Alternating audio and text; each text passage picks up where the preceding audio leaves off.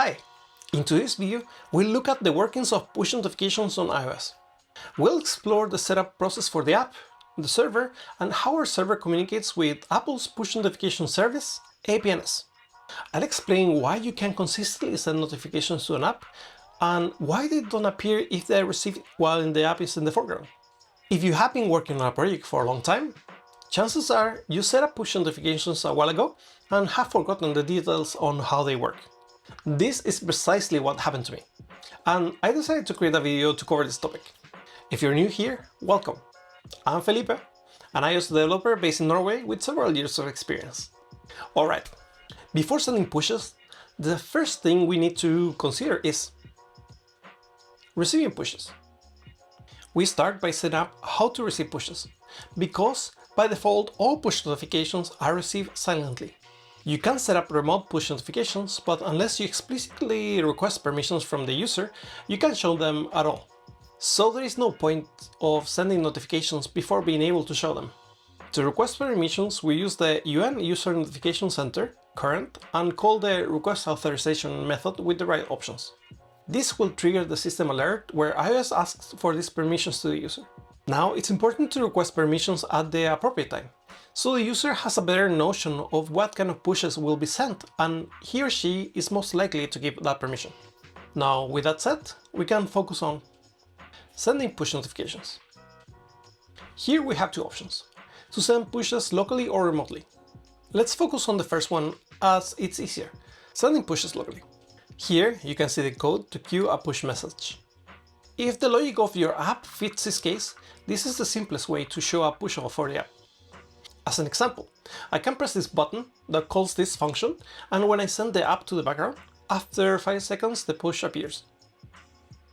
Remotely. To send pushes remotely, we have several steps to do.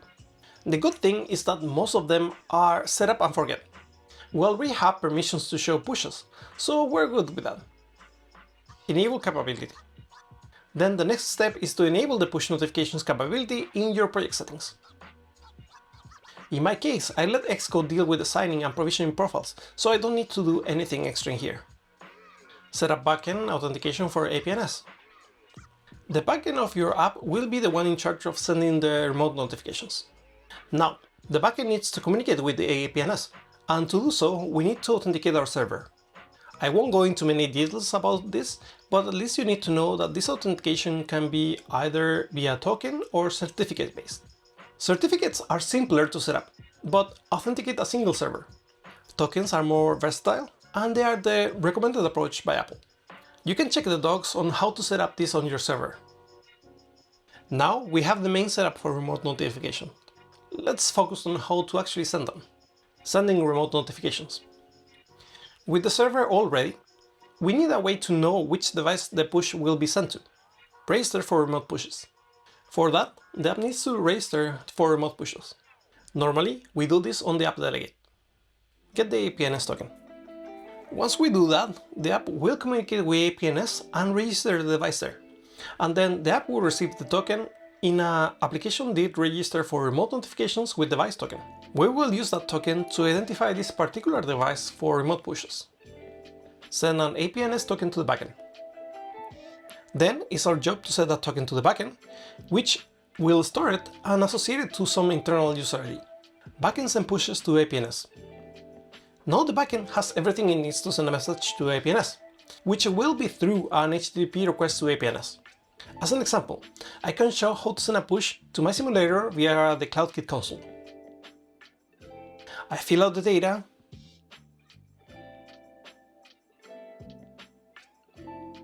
send the push, and then I should receive it on the simulator. This is the same data needed for the backend to communicate to APNs via an HTTP request. The request itself needs a bunch of headers and data, and it will look like this. There is information about the app's bundle ID, the token authentication from the server, the JSON content, and the path will include the device's APNs token. A real example could be like this one, for my movie catalog app. The JSON content has a shape like this one. If the request responds with a 200 status code, the push will be delivered to the device, but only shown to the user if the user accepted to display the pushes. For all the error status codes, there is logic to do in the backend to maintain an up-to-date register of APNs tokens. Receive the push. With all that, if the app is in the background, it will display the push if the user gave permissions for it. Alternatives to send pushes. I explained what the backend needs to do the request to APNs and showed a simple example using the CloudKit console. Apple has documentation on how to set up your command line to send pushes too, useful for development purposes. And even simpler, you can drag files with the APNs extension directly into your simulator to work with your push implementation. Here's an example of an APNs file.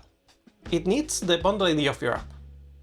I've been sort of sneakily showing examples of receiving pushes when the app is in the background. But what happens if we send notifications when the app is in the foreground? Let's try this, to send a push while the app is in the foreground. And by default, nothing. It's not shown.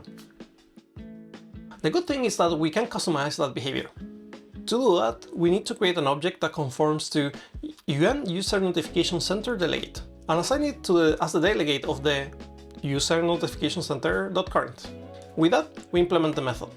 User Notification Center will present notification, where we return a list of presentation options to deal with a notification in the foreground. Note that the system will match our code with the actual preference values the user chose for our app. Now, you cover all the basics when it comes to sending and receiving pushes, but there are more options available for us in iOS. Where to go from here?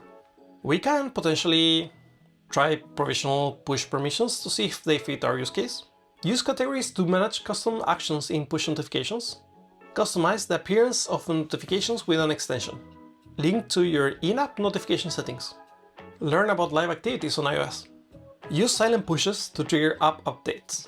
So check Apple's documentation to get a full overview of the possibilities.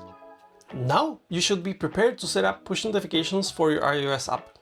To send remote notifications, you need to ask the user for permissions to show notifications for your app, enable the remote notification capability, set up your server authentication to APNs via token or a certificate.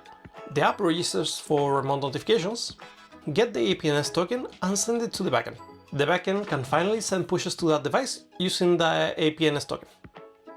If you like this video and want to go a step further, you can try live activities. I have a video about that topic so you can watch next. Don't forget to like, comment and subscribe. And until the next one.